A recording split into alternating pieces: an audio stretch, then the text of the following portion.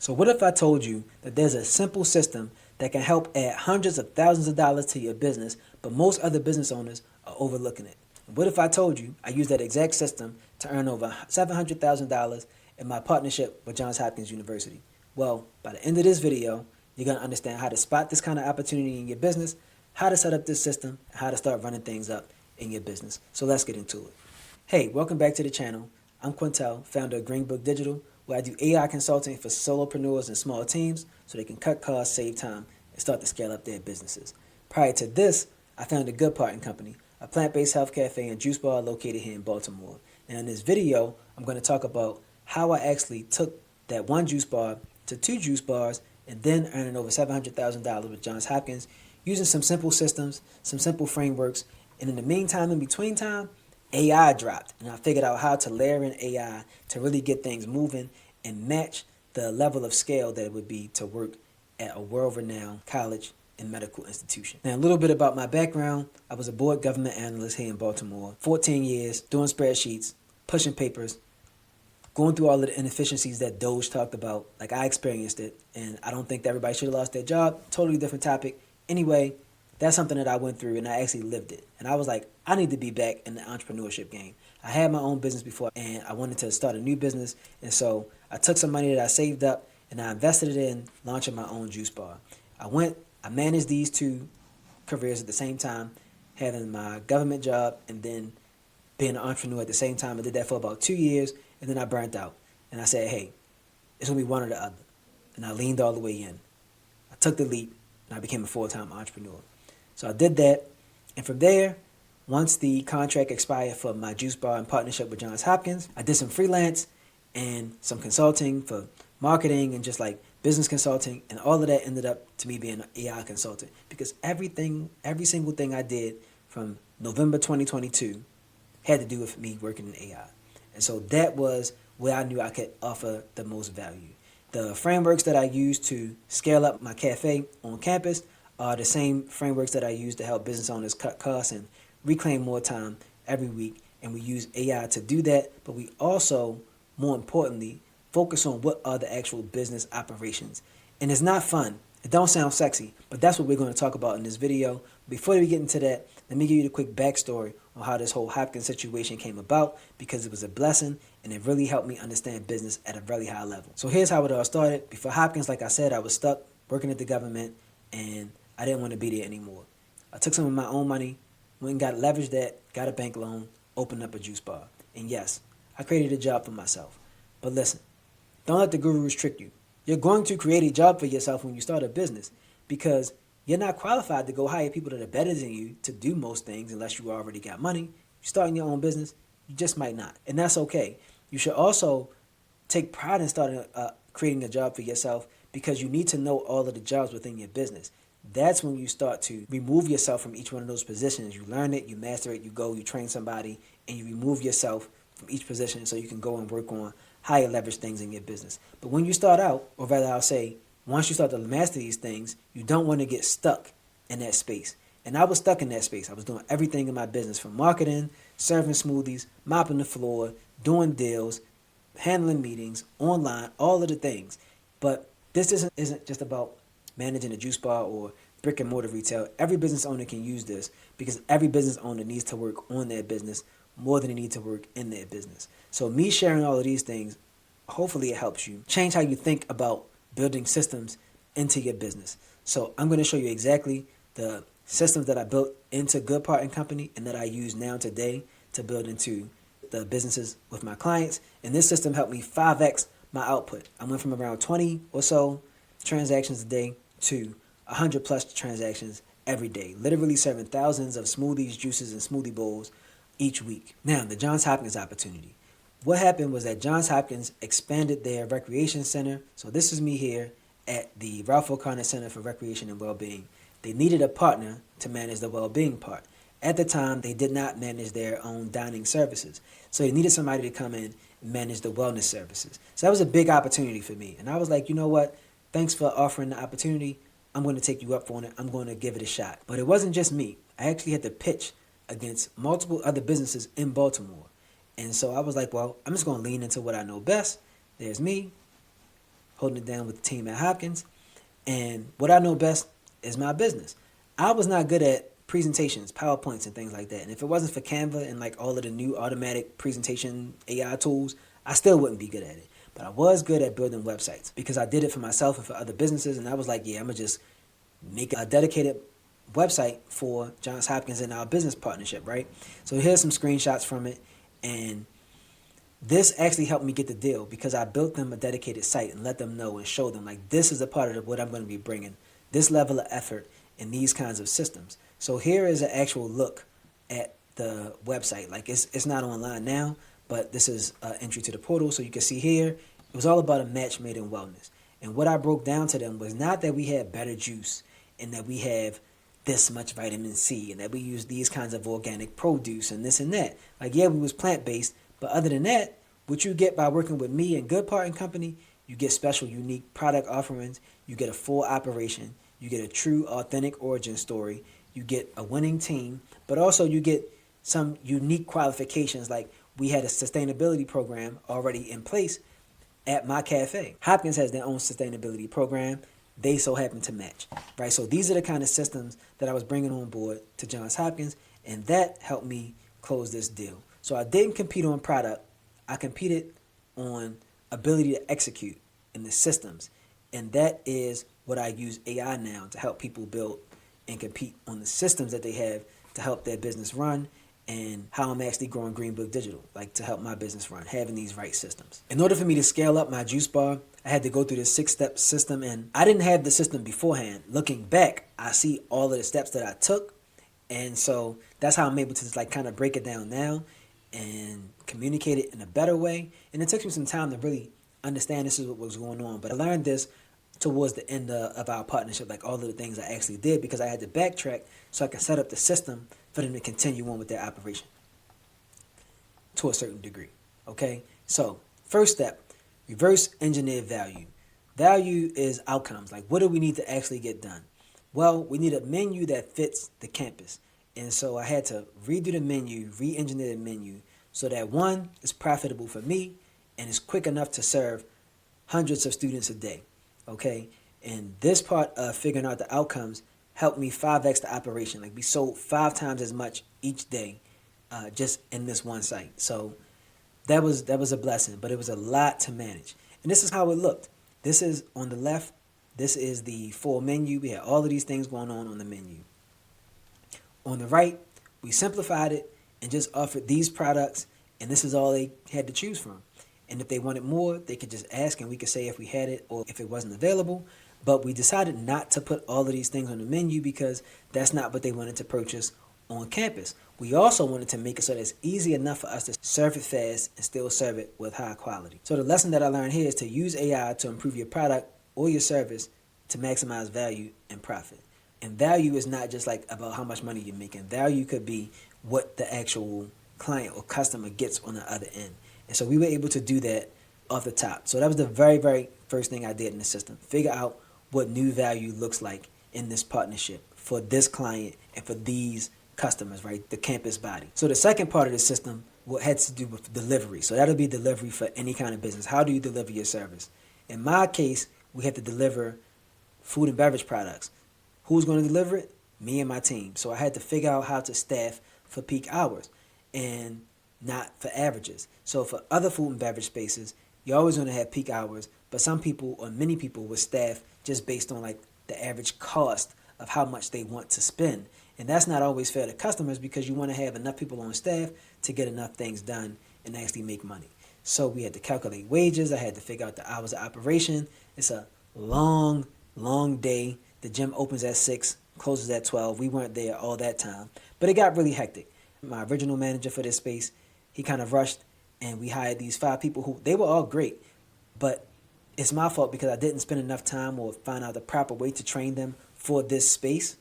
And so it kind of backfired on me, and we lost a lot up front as far as like operational efficiency, but we backtracked, I figured it out, and I realized that less is more, and then positioning people at the right times and the right places is what really worked. So this is kind of how things was looking. Like, we would have however many bowls this is. It's like 8 to 9 bowls. This might pop up in 5, 7, 10 minutes all at one time. And the average serving time on one bowl is 5 minutes. So imagine how long people might have to wait if we don't execute on this operation well. So I use AI to refine my SOPs to speed things up, and I'll show you more about that a little bit later.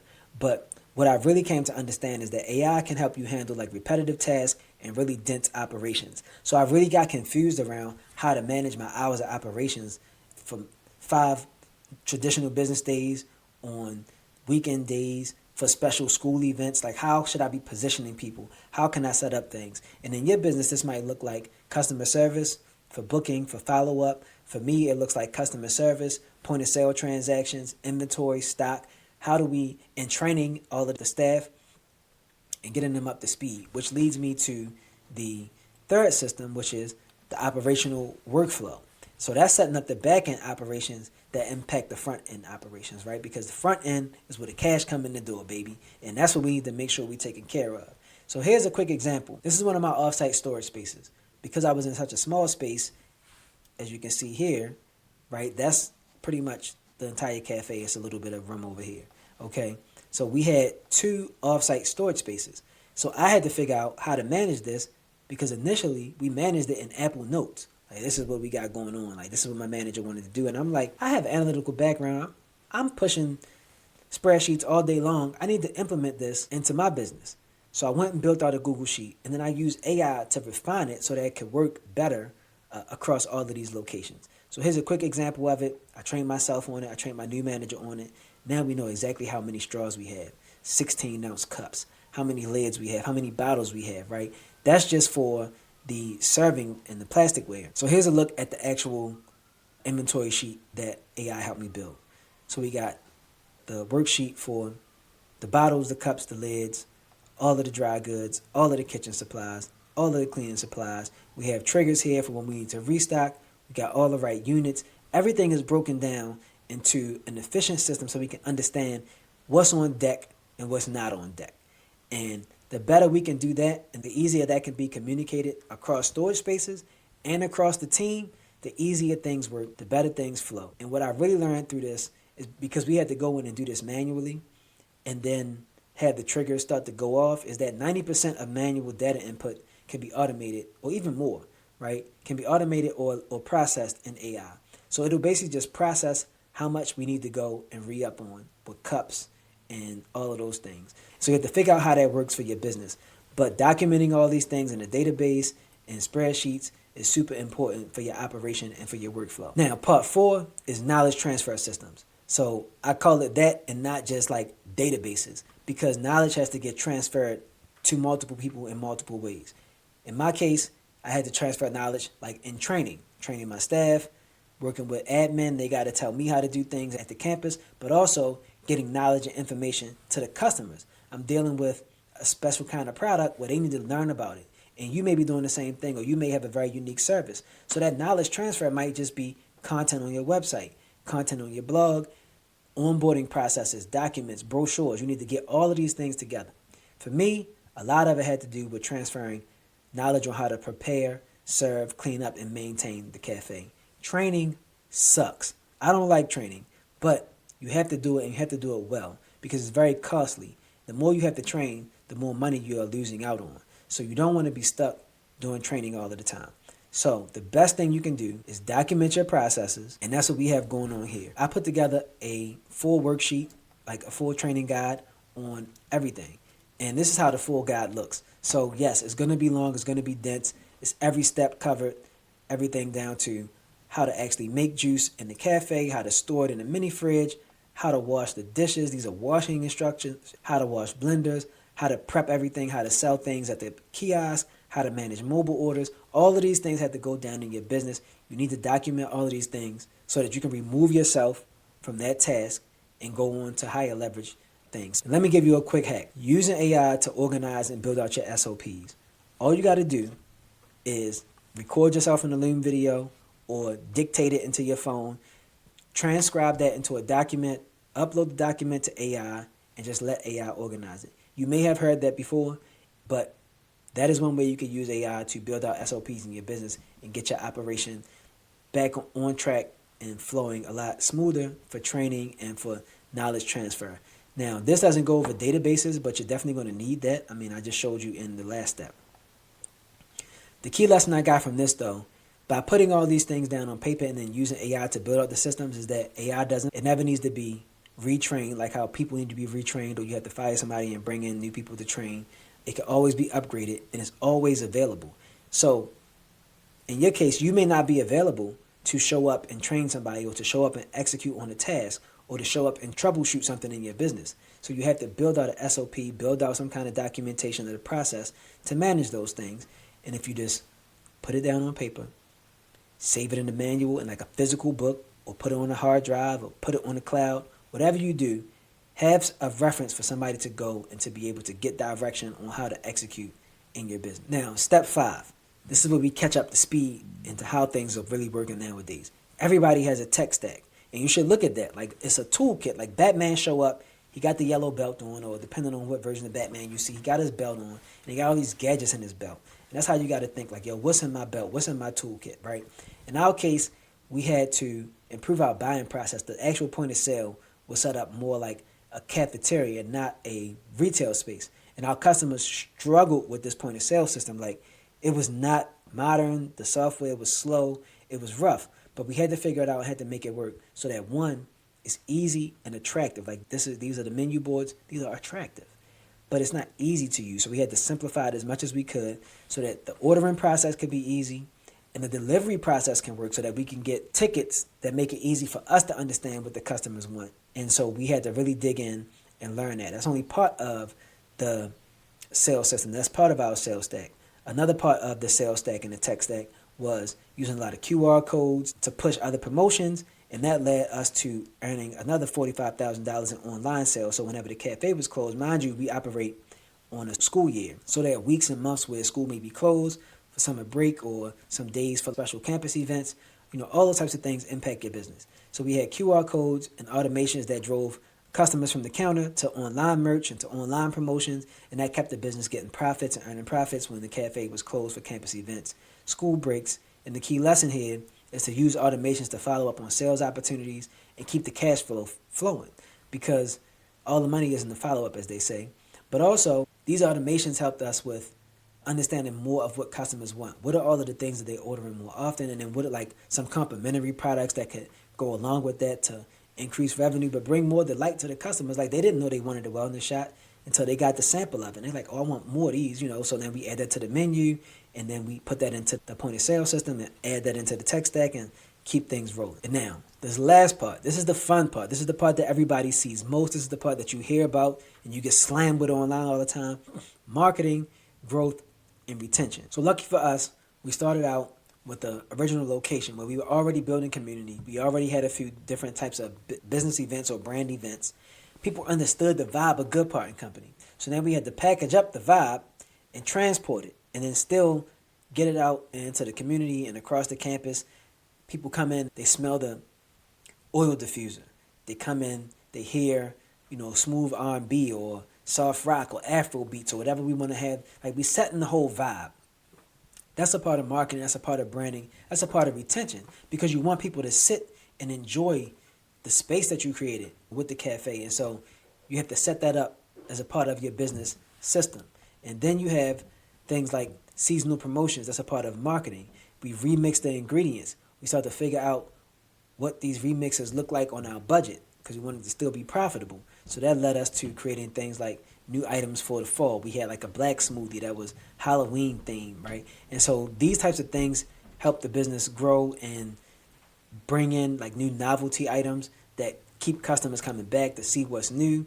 We put together fitness events with yoga instructors and personal trainers. We had campus-wide events to promote new smoothies and get the campus to show up. And that could be activations for other kinds of job fairs or student-led groups and the associations that they had on campus. So we put all of those things together.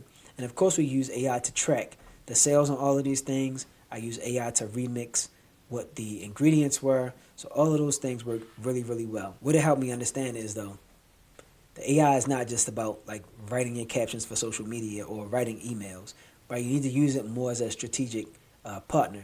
So I use it to interview myself to get what's in my head and what I know about my business or my ingredients and my sales because it doesn't know that, right? So I give it to it, and then it goes and organizes it and finds my blind spots, and then it showed me the growth opportunities. Like, for example, doing these seasonal smoothies, I probably wouldn't have thought about that. I would have just kept pushing through with the smoothies that I already had. But luckily, some people on my staff, like, they were really cool. They were young. They knew what the kids on the campus like. So we trying to find ways to bring in plant-based whipped cream, right, non-dairy whipped cream, and add that to the smoothie. So all these types of things really, really help, and that improved our marketing and our growth and our retention. And so what's the impact of setting up these systems, right? What are the actual results? What does it actually look like? Like what I said before, we 5X'd our actual sales each day. We had to catch our operation up to 5X the output. And it really dawned on me, like, when we were really doing the right thing is when my team and I hit our first $10,000 week. That felt really good, not because of the amount of money we made, but because we knew we had caught up to the demand. And that's a level of accomplishment. And when you side by side at the counter, passing smoothies and passing juices side by side, you know the struggle, you know the pressure, you know what it's like to have 30 people looking at you at once, 40 people, everybody just coming in, everybody want their smoothie right now, right now, right now. And we're able to handle it. Like, it's not phasing us. We got things going. We got the point of sale going. We got the cash register flowing. We got the tickets coming. You know, everything is looking good. And everything is flowing. And that really raised our confidence. And that we also knew that we were delivering exactly what they wanted. Like, think about it. They come into the gym for a purpose. You come in to improve yourself. The gym bros need to get that extra 20 grams of protein. They want some creatine. The students, they got to study for a longer test coming up. They getting coffee. They getting matcha from the cafe, right? You got people that are on a weight loss journey. People that need to get their energy back. They need more mental clarity. Buying the beet juice to get more energy. We was delivering on that, and that felt really good. We knew that's what it was really about. Like, the higher level of customer service wasn't just about the $10,000. It was about what we were able to offer and how we were able to impact the customers and the lifestyle on the campus, right? Because people look forward to coming and getting a smoothie bowl every day. And that's how your customers are thinking about your business when you are really delivering at a high level. They want to come back to get more coaching from you, to get more services. Like if you got a nail salon, they coming back to get their nails done. They can't wait to come to get a massage or whatever it is. You want to deliver a high level of service. That's the result that we were able to get. And finally, the partnership sales. Now, this is major. This is impactful, not just because of the dollar amount, because we know that there are businesses that make way more than this. But you don't just go from zero to $1 million. You got to get that first 100. You got to get that first 1,000. You got to get that first 100K. Okay? So this is showing you the systems you put in place to cross those thresholds, right? And so here is an example of what we did. So our very first transaction was November 2021. Up until 5/2024, our total sales, $719,000, okay? So that's what we were able to bring to the campus or have transacted on campus. That money came to us, and it was through a partnership with Johns Hopkins. But what it really did was, one, set a model for a juice bar blueprint on campus, have SOPs for how things could work there or should work there, because now we understand how to bring in your inventory, right? When you're getting deliveries, to bring in produce or to bring in your supplies, how to manage waste, where to take the trash out at, where's the mop room, who has the keys to the mop room, what's the key number to let you in. Mind you, we in a big gym. Where's the extra storage facility? How do you navigate around students? What are the best times to go out and move around? What's the high peak traffic times? How do you guide people to the bathroom? All of these things are SOPs that they never had before. How do you manage food service inside of a space like this that's not an actual cafeteria? What's the safety? What's the sanitation like? All of those things got set up. We were able to put all of that in. And then finally, we were able to capture this amount of money in campus dollars. Hopkins knew that their students were going off campus to spend money on things like juice and smoothies and other healthy food options. Having that back in the Hopkins retail ecosystem is a lot better for the school because it shows the revenue that they're able to generate. So they had a vendor like me come in to make that happen and validate that, and we did it to the tune of $720,000 within 2.5 years, which is nothing to really sneeze at, especially in food and beverage, because people don't typically make that much in food and beverage. Is a low margin type of business. So we were able to execute on that well. Now that we know what the results are, I'm going to tell you about the key lessons that we can use in any business, along with how you can think about implementing this system in your business. Now, there are a few key takeaways on how I think about implementing systems into any kind of business, you don't just jump straight to AI, right? You have to understand some principles. And so one of the first things, boy, is that big business is built on the back of small systems. You see, in my first cafe, like I could just eyeball, anybody could come in and eyeball and see what needs to be improved. We should space out these tables a little bit better. We need the seating arrangement to be better. Oh, there's no lids over here. We need to add some. We need to get some lids. We need to get some straws and napkins and stuff. We need to mop the bathroom. Like you can see everything from one place, and you can kind of just freestyle it because it's not that much to manage. But as you scale, you can't freestyle it. You have to systemize things and standardize things so that it's easy for everybody to go execute on whatever needs to be done, from cleaning to preparation to food prep. All of those kinds of things need to happen. Each task is a part of a small system. And when you start to put those things into place, you have a network of systems, and that network can grow the business. Now, I might have only been operating in 2 locations at one time. So there are some systems that are transferable, and then there are some that are exclusive to each location. But if you don't have them, it's going to be a mess. And I definitely know what that's like. I'm literally driving up and down. Both of my stores were on Charles Street. I'm literally driving up and down Charles Street, trying to get back and forth to make sure the team is cleaning this up here and figuring out how they processing and how the cash register is moving up here. But everything at Hopkins is all new. So you have to put in these small systems, and that was able to scale things a lot faster. The next thing is that keep the systems simple. Simplicity scales, complexity fails. Einstein said that things should be made as simple as possible, but no simpler. I saw that some podcast, read it in some book. But whatever it is, whether he said it that way or not, it's very true. You want to keep things super simple, but you can't delete or remove the essential parts of a system, or the system no longer works, okay? But definitely want to keep things simple as you start to scale. Now, what this really did, though, I really had a breakthrough when I started to feel like I was really operating a business. I was a real business operator. Coming from, my background is analytical, working for the government for 14 years, but prior to that, I was doing graphic design and marketing for a nightclub promotions. So I'm trying to be creative. I'm trying to get fits off. I'm trying to put together cool, sexy flyers and figure out what fonts to do and, matching sneakers with whatever outfit. It's more of a creative space. But you can leverage that. See, that creativity is a level of ingenuity that allows you to go and be resourceful when you don't have a lot of resources. And that maps over into business logistics because now you know how to operate lean, right? You know how to be logical, or you have to think about how to be logical to get the solutions you want.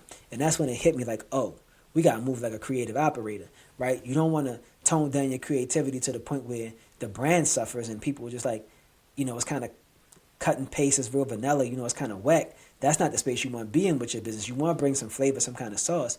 But for real business outcomes, you can't just rest on being a creative. You got to know how to execute and really drive numbers. So start thinking like a creative operator and how to make things happen in a way that engages with your customers, your clients, and your audience, but also gets them the outcomes that they want. I just showed you the 6 steps that I took to scale out my business. So how do you apply those to your actual business? Well, lucky for you, I reduced some of those steps because as I started to think about it, I'm like, this is a lot simpler than it seems. I'm not saying it's easy, but it's definitely simpler. What happens is in your business, you oftentimes get stuck trying to do everything yourself.